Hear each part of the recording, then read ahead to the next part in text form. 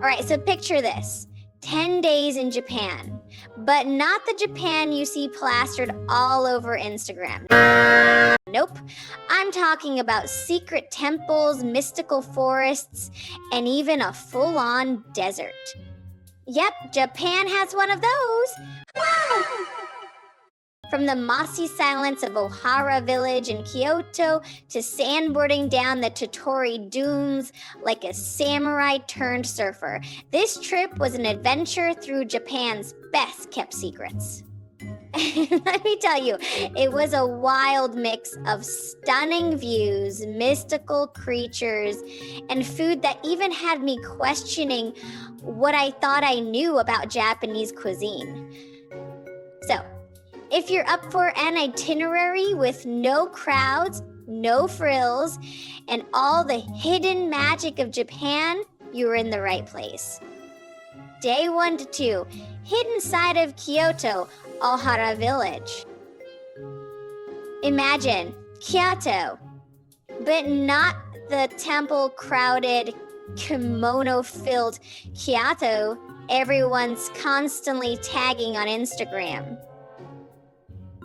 No, I'm talking about Ohara Village, Kyoto's quiet countryside sibling, tucked away in the mountains north of the city. The first thing you notice in Ohara is the silence. It's not the peaceful silence you expect at a normal temple. It's more like stepping into a nature ASMR channel. No buses, no tourists cramming into your photos, just rolling fields, cool mountain air, and birds that sound suspiciously like they're working on a Zen mixtape. Getting here is pretty straightforward. Just hop on the Izan bus from Kyoto Station, pay your 550 yen, and in about 30 minutes, you're riding through this lush, almost too perfect rural landscape. Once you're there, start with Sansanin Temple. Now, I know temple might sound like we're headed straight into tourist land, but this one's special. It's a little moss-covered paradise surrounded by cedar trees that are older than, well, probably all of us combined. Walking in, I swear, it feels like you're in some fairy tale where every statue you pass looks like it has a secret. And if you're lucky, you might spot a tanuki, these raccoon dog things that look like they're throwing a secret party in the woods. They're harmless, but cute, like the forest's uninvited guests that you're actually happy to see. And oh, the moss. Fun fact, the monks here think the moss has mystical powers. They say if you walk barefoot on it, you connect with nature's power zone. Science? No clue. But hey, free mossy pedicure? Yes, please. Entry fee is only 700 yen. $4.80 USD. Huh. If all that moss walking works up an appetite, try the local yuba, which is tofu skin. Now, I know tofu skin might sound like something you'd avoid at a buffet, but here it's fresh, creamy, and actually delicious. For about 1,000 yen, $7, you get a meal that's both cheap and zen. That's what I call budget-friendly enlightenment. And before you ask, no, don't touch the statues. Not because they're haunted or anything maybe, but they're over 1,000 years old, so let's leave them in peace. If you're feeling adventurous, Japikoan Temple is nearby, with its autumn colors that will make you rethink your entire seasonal wardrobe. There's also Shorin Temple with its bamboo groves, and if you're a hiker, head to Mount Hiei for some jaw-dropping views of Kyoto and Lake Biwa. I obviously was not prepared to hike. Day 3 to 4, Kurama, land of mountains and onsen. After 2 days of Zen silence in Ohara, I was ready for something mystical, like Kurama. Just a short train ride from Kyoto, Kurama has mountains, onsen, and this vibe that makes you feel like you just stepped into some ancient tale. So, from the Machiyanagi station, I jumped on the Izan Electric Railway. It's only 420 yen, $2.88, and the view alone is worth it. When you get there, head straight up to Kurama-dera Temple. This isn't just any temple, though. It's perched on a mountain with sweeping views in a forest that feels straight out of Spirited Away. Fun fact, locals say these mountains are home to Tengu, these spirits with long noses and mysterious powers. So if you hear whispers in the trees, yeah, maybe don't stick around too long. Now let's talk Kurama pickles. I know. Pickles aren't exactly what you'd expect on a trip itinerary. But Japanese pickles are not your average deli situation. For around 800 yen, $5.48, you get this entire plate of pickles that taste like candy had a gourmet spa day. They make your taste buds question everything they thought they knew. Also, a little warning if you're hitting up the onsen, swimsuits, big no-no. Just embrace the birthday suit vibe. It's all part of the experience.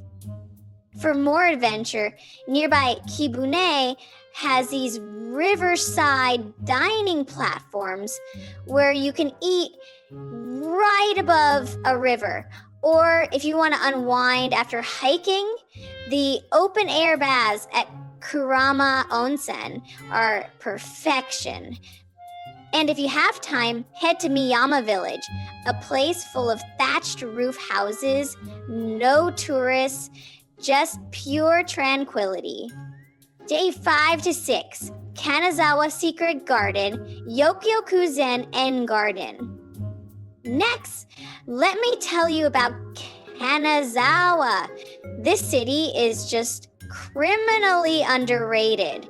And hidden in it is Yokusen Inn Garden, where it climbs into an oblivion, where there's a garden, where every stone, every plant looks like it's auditioning for the role of the most peaceful thing on earth.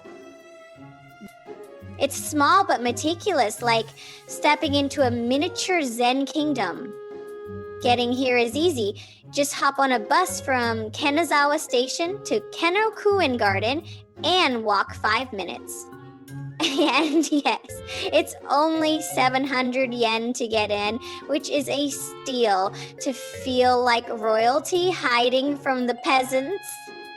Wandering around, I stumbled upon their tea house, and let me tell you, this isn't your usual tea and go. Nope, we're talking a full Japanese tea ceremony with matcha and wagashi that look like they belong in an art gallery.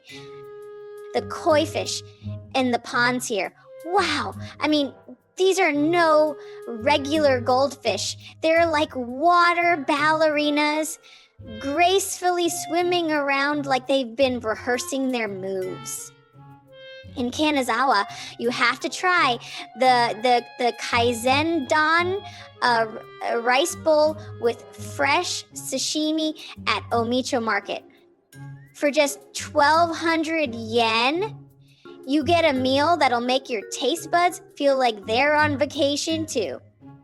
But whatever you do, don't feed the koi fish. They're on a strict diet, and last I checked, fish flakes weren't part of it. If you want more Zen vibes, Kanokuen Garden is right next door. It's bigger, more famous, and definitely worth a stroll. The 21st Century Museum of Contemporary Art nearby has some mind-bending installations, and Kanazawa Castle is just the cherry on top, especially when it lights up at night. If you like more of these videos, please hit the like and subscribe button. Please let me know in the comments which country would you like to explore next. Day 7 to 8, Shirakawa-go, a snow globe in real life. Then there's Shirakawa-go. Now, if you've ever wondered what it's like to step inside a snow globe, this is it. The thatched roofs houses here, called Gashozukuri, are designed to handle epic amounts of snow and look like they're in prayer. Getting here from Kanazawa is around 2,500 yen by bus, which might seem like a splurge, but hey, it's UNESCO World Heritage. Besides exploring, I recommend the Wada House. It's preserved like it's straight out of an Edo period Netflix series, smoky and cozy, like history with central heating. In the forests nearby, you might spot Japanese macaques, aka snow monkeys, who just hang out by hot springs like they own the place. Food-wise, try hoba miso. They grill tofu and veggies on a magnolia leaf with miso paste, and it's surprisingly delicious.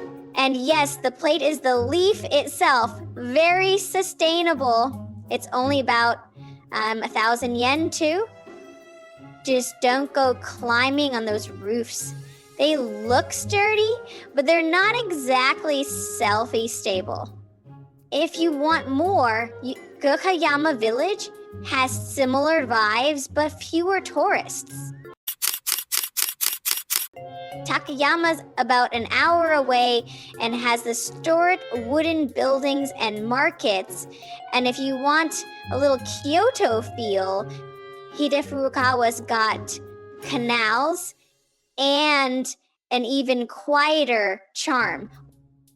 Day 9 to 10, Tottori Sand Dunes, Japan's desert. Finally, we hit Japan's actual desert, the Tottori Sand Dunes. Yes, Japan has a desert, and no, it's not in my imagination. Miles of rolling sand hills along the coast that look like they belong in some Pharaoh movie set. Just take a bus from Tottori Station for 380 yen and you'll be there in no time. And the best part, you can go sandboarding. Yes, sandboarding in Japan. Or, if that's too wild, they even have camels for a ride across the dunes. Who knew I'd be getting desert vibes in Japan? Oh, and here's a fun fact. These dunes were created by thousands of years of river sediment and wind. So technically, you're not just walking on sand, you're walking on ancient history. Falcons also love the dunes, and if you spot one soaring over the sand, it's like watching a nature documentary live. Before you leave, grab Tottori's famous pear-flavored soft serve. It's surprisingly good and only about 300 yen, a perfect ending to a day at the Japanese Sahara. Oh, and please respect the camels. They're not photo props, and they've seen enough tourists to have some serious attitudes. Also, stick to the marked paths. The sand dunes are trickier than they look. And there you have it, 10 days of Japan's hidden gems, complete with mossy temples, mischievous tanuki, sandboarding camels, and pickles that could change your life. Trust me, this itinerary isn't just a trip, it's a story waiting to happen. So, pack your bags, embrace the unexpected, and maybe practice your thank you in Japanese. You're gonna need it.